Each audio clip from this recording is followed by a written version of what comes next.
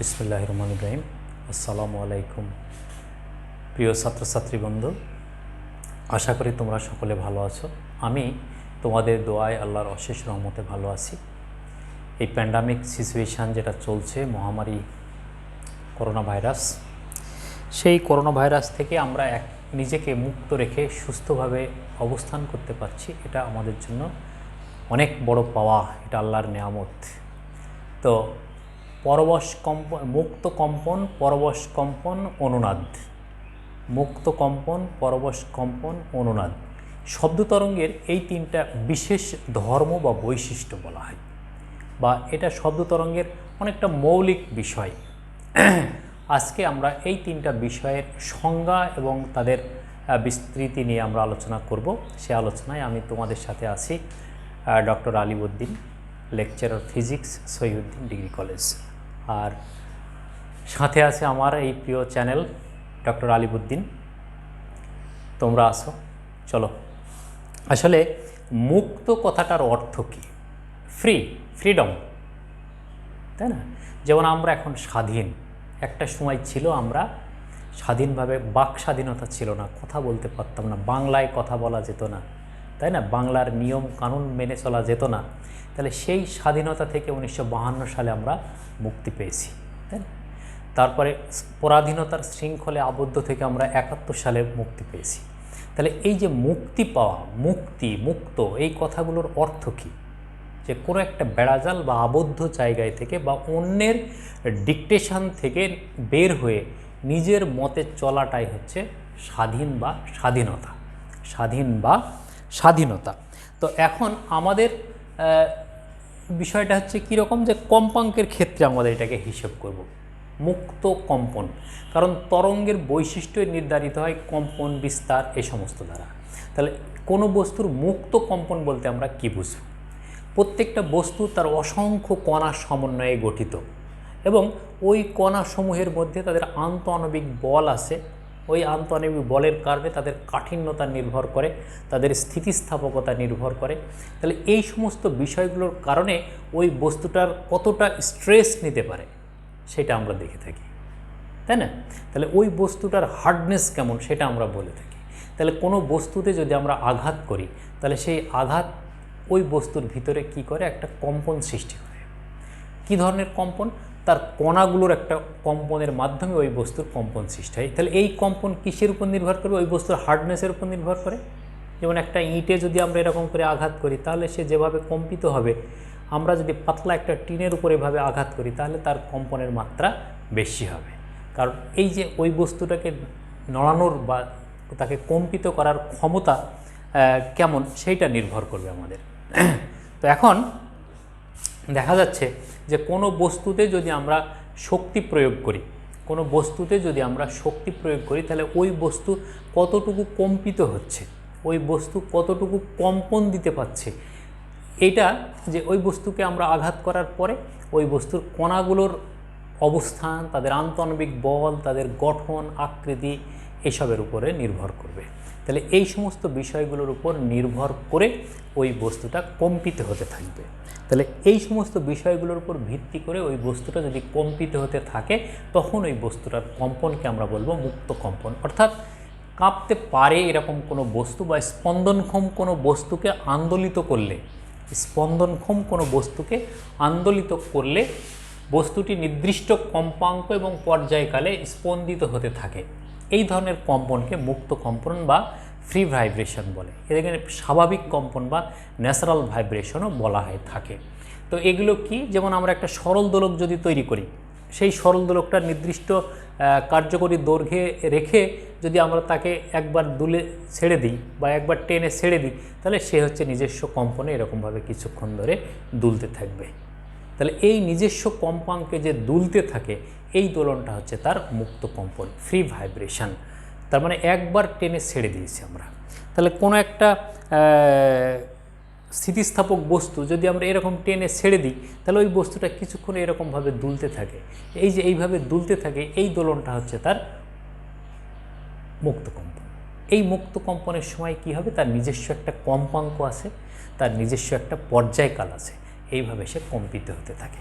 এই ধরনের কম্পনকে বলবো আমরা মুক্ত কম্পন। এই ধরনের কম্পনকে বলবো আমরা মুক্ত কম্পন। তাহলে মুক্ত কম্পন কিসের উপর নির্ভর করে? বস্তুগুলোর আকৃতি, বস্তুর ঘনত্ব, বস্তুর গঠন, এই সমস্ত বিষয়গুলোর উপর নির্ভর করে। অর্থাৎ মুক্ত কম্পনক্ষম কোনো বস্তুর একটা মৌলিক ধর্ম।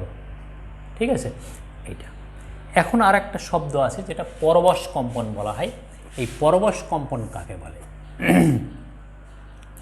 পরবশ কম্পন হচ্ছে যে একটা সরল দোলক যদি আমরা একবার টেনে ছেড়ে দিলাম, সে এইভাবে দুলতে থাকছে।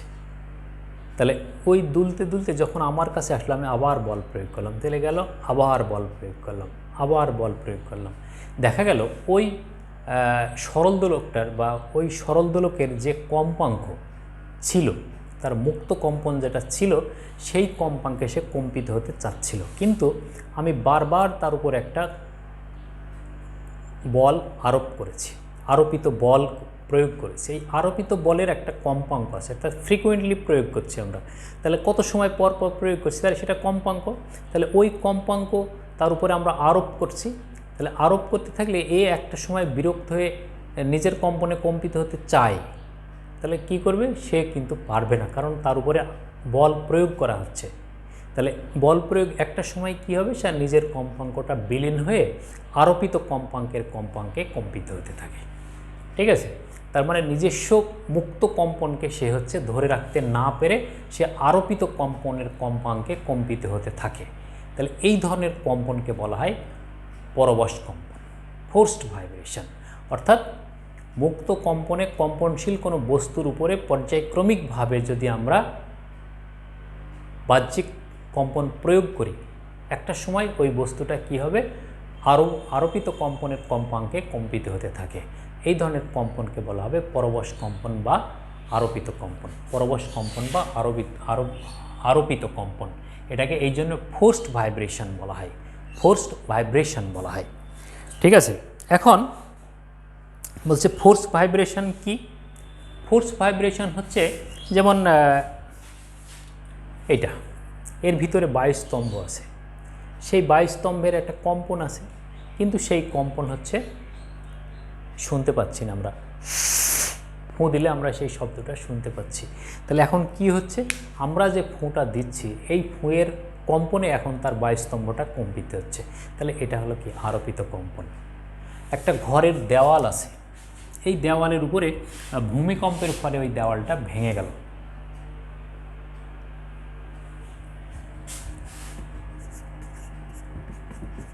ভূমিকম্পনের ফলে ঘর বাড়ি ভেঙে যায়। তাহলে ভূমিকম্পের ফলে ঘর বাড়ি ভেঙে যায়।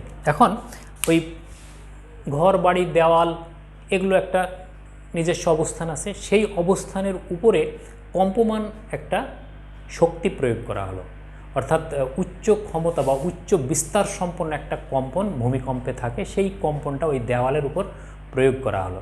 দেওয়ালের উপর যখন প্রয়োগ করা হলো, তখন দেওয়ালটা প্রথমে কেঁপে ওঠে। এই কম্পনের তার যে স্থিতিস্থাপক সীমা, এই স্থিতিস্থাপক সীমা অতিক্রম করলে ওই দেওয়ালটা ভেঙে যাবে। তাহলে উচ্চ পর্যায়কাল বিশিষ্ট উচ্চ বিস্তার সম্পন্ন ভূমিকম্পের কম্পন কোনো দেওয়ালে প্রযুক্ত হলে ওই দেওয়ালটি যদি তার স্থিতিস্থাপক সীমা অতিক্রম করে, তখন দেওয়ালটি ভেঙে যায়। তাহলে এটা কি? দেওয়ালের নিজস্ব কম্পন ছিল একটা, এখন ওই দেওয়ালের উপরে আরোপিত কম্পনের কম্পাঙ্কে সে কম্পিত হতে যেয়ে দেখলো যে তার নিজস্ব যে সীমা, সেই সীমা অতিক্রম করেছে, তখন সেটা ভেঙে যাচ্ছে বা পড়ে যাচ্ছে। ঠিক আছে, এইভাবে ভূমিকম্পের ফলে কোনো দেওয়াল গাছপালা ভেঙে পড়ছে। তাহলে কি হচ্ছে? ভূমিকম্পের কম্পনটা হলো একটা আরোপিত কম্পন, ভূমিকম্পের কম্পনটা হচ্ছে একটা ফোর্স ভাইব্রেশন।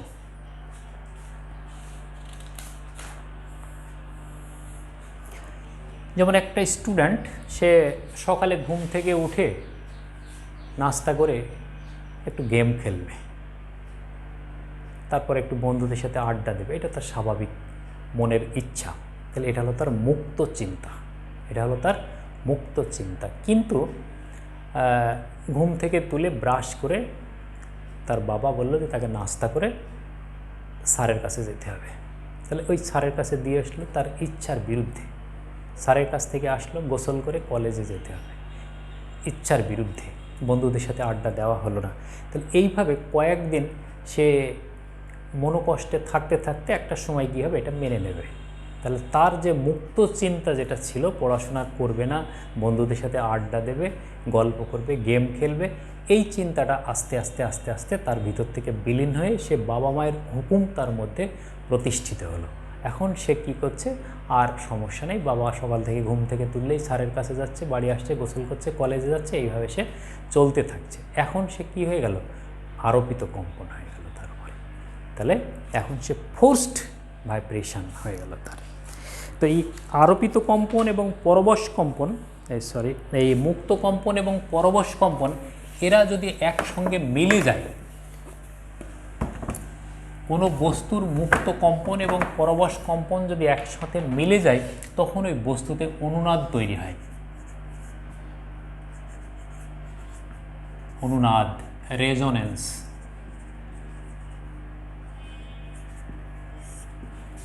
যেমন এইটা তোমার বাড়ি, এইটা তোমার বন্ধুর বাড়ি, এ হলো তোমার নিজের বাড়ি, বি হলো তোমার বন্ধুর বাড়ি, আর এই বন্ধুর বাড়ির বিপরীত দিকে হচ্ছে বাবার অফিস। এখন সি, সকালে শুক্রবার ঘুম থেকে উঠে তোমার কথা ছিল যে বন্ধুর বাড়িতে যাওয়া তুমি শুক্রবারে 10টার সময়। তাহলে শুক্রবার 10টার সময় তুমি তোমার বন্ধুর বাড়ি যাবা, এই জন্যে তুমি মানসিকভাবে প্রস্তুতি নিয়েছ। এখন তোমাকে তোমার বাবা বলল যে তার অফিসের এই জিনিসটা দিয়ে এসো। এখন কেমন হবে, তোমার মুক্ত চিন্তা হচ্ছে এই দিকে, তোমার পরবশ আরোপ করা হলো এই দিকে, পুরা বিপরীত দিকে, খুব মনোকষ্ট হবে। আবার যদি এমন হয় যে তোমার বন্ধুর বাড়ি যে গ্রামে, ওই বাড়িতে তোমার বাবা একজনকে কিছু টাকা পাঠালো, সাথে কী করলো, তোমার বাবার মোটরসাইকেলের চাবিটাও তোমাকে দিয়ে দিল, তোমার মুক্ত চিন্তা এই দিকে বি বিন্দুতে, তোমার বাবা যেটা প্রয়োগ করলো সেটাও হচ্ছে বি বিন্দুতে। তাহলে এখন এবং সাথে কী করলো, তোমাকে যাওয়া আসার খরচ দিল, মোটরসাইকেলের চাবিটা দিল। এখন কি হবে, এখন এই কাজের স্বতঃস্ফূর্ততা কিন্তু অনেক বেড়ে যাবে। আমি যেটা করতে চাই, আমার অথরিটি সেই কাজটাই আমাকে করতে দিল, আমার উপরে হুকুমদাতা সেই কাজটাই আমাকে করতে দিল। তাহলে ওই কাজের গতি কিন্তু অনেক বেড়ে যাবে। এই গতি বেড়ে যাওয়া অর্থাৎ মুক্ত কম্পন এবং পরবশ কম্পনের কম্পাঙ্ক যদি মিলে যায়, তাহলে তখন ওই বস্তুটা সর্বাধিক বিস্তারে কম্পিত হতে থাকে। এই ধরনের কম্পনকে বলা হয় অনুনাদ। বস্তুর এই বিশেষ অবস্থাকে বলা হয় অনুনাদ।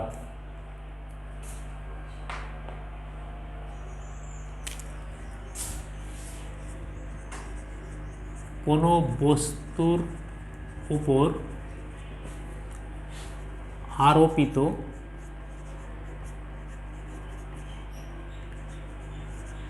পর্যায়বৃত্ত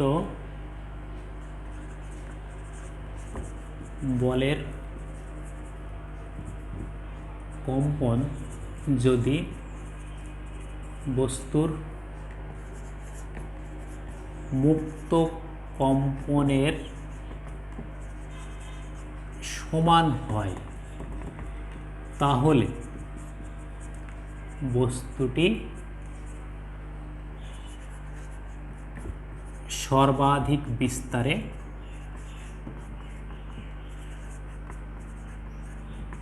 কম্পিত হতে থাকে। পরবশ কম্পনের এই বিশেষ অবস্থাকে অনুনাদ বলে।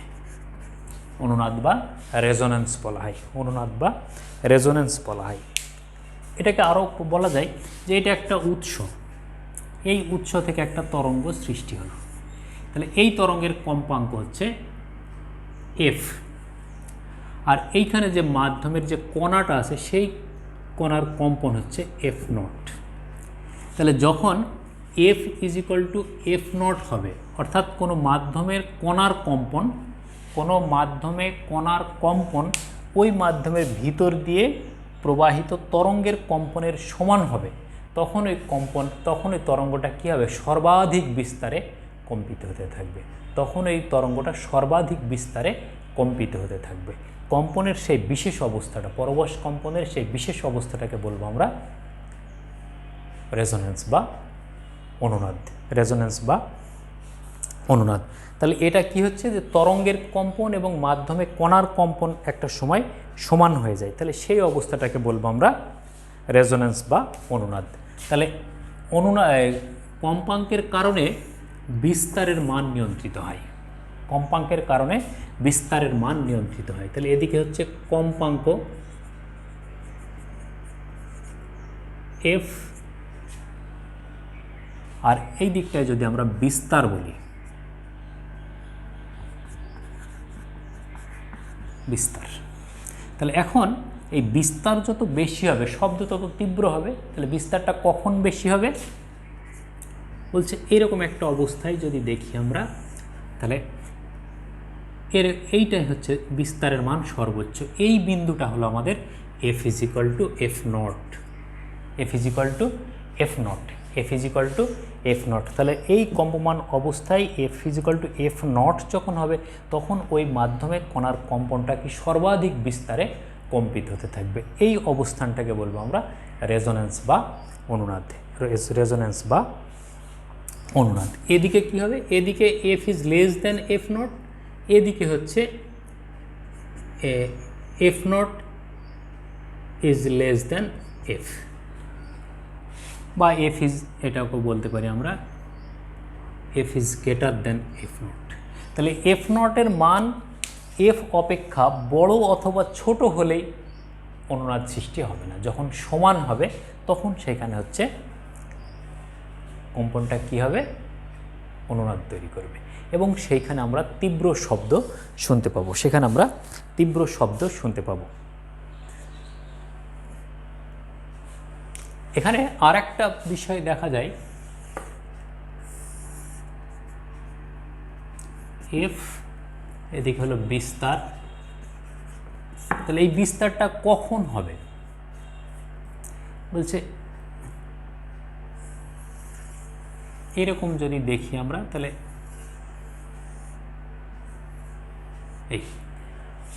এটা হচ্ছে অতি অবনমন বলা হয়।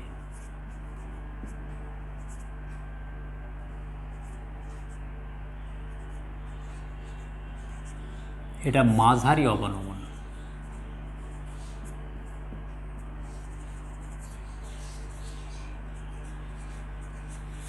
এটা হচ্ছে শূন্য অবনমন।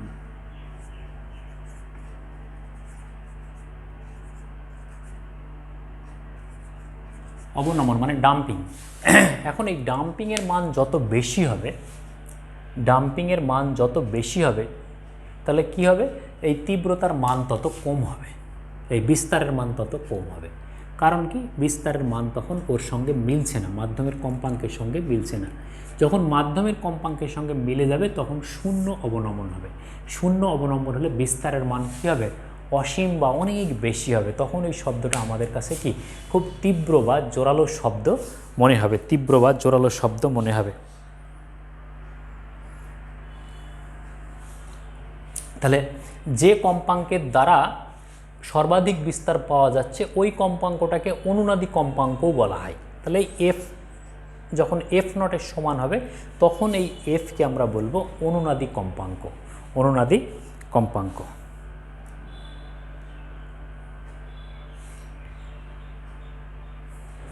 অনুনাদি কম্পাঙ্ক। এখন এই অনুনাদ সম্পর্কে জানার প্রয়োজনীয়তাটা কি আমাদের? তাহলে একটা শব্দ তীব্র, তীক্ষ্ণ এরকম শব্দ উৎপন্ন করার ক্ষেত্রে অনুনাদ কথাটা বেশ প্রয়োজন। যেমন একটু আগে আমি যেটা বলছিলাম যে একটা শিশিতে ফুঁ দেওয়ার ক্ষেত্রে ঠিক সেরকমই কিছু অর্গান আছে, বাদ্যযন্ত্র আছে, যে বাদ্যযন্ত্র যেমন বাঁশি, বাঁশের বাঁশি, মানুষ যদি এমনি শব্দ সৃষ্টি হচ্ছে না, বাঁশির ভিতরে একটা বায়ুস্তর আছে, তার ভিতরেও কম্পন সৃষ্টি হচ্ছে না, কিন্তু যখন সে ফুঁ দিচ্ছে, এই ফুঁ দিলে কি হয়, এর ভিতরের যে বায়ুস্তর, সেই বায়ুস্তরের কম্পন এবং মুখ নিঃসৃত বায়ুস্তরের যে কম্পন, এই দুইটা কম্পন, এটা হলো আরোপিত কম্পন, এটা হলো মুক্ত কম্পন। এই দুইটা কম্পন যখন একসঙ্গে মিলে সর্বাধিক বিস্তারে কম্পিত হচ্ছে, তখন সেটাকে বলা হচ্ছে অনুনাদ তৈরি হলো। এই অনুনাদ যখন তৈরি হয়, তখন এই বাঁশের বাঁশি থেকে তীক্ষ্ণ একটা শব্দের সৃষ্টি হয়, প্রবল তীব্রতার একটা শব্দ সৃষ্টি হয়। তাহলে এটা হচ্ছে কি একটা কম্পাউন্ড সাউন্ড, এবং এটা হচ্ছে একটা অনুনাদ সৃষ্টি হয়েছে, অনুনাদ সৃষ্টি হয়েছে। এবং বাদ্যযন্ত্রগুলোতে সাধারণত দেখা যায় যে এদের ভিতরটা ফাঁপা থাকে। এই ফাঁপা থাকার অর্থ হচ্ছে যে, যেমন একটা গিটারের তার যে শব্দটা সৃষ্টি করে, একটা সলিড কোনো কাঠের উপরে যদি এই তারটা থাকতো, তাহলে ওই শব্দটা কিন্তু এত জোরালো শব্দ হতো না। কিন্তু গিটারের নিচটা কি থাকে, ফাঁপা থাকে। এই ফাঁপা অংশের মধ্যে কি থাকে, বায়ু থাকে।